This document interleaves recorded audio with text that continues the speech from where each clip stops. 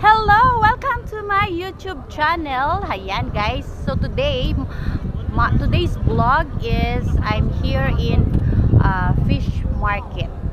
Dito lang yan sa Mina. Ayan, sa UAE. Syempre guys, kasi today is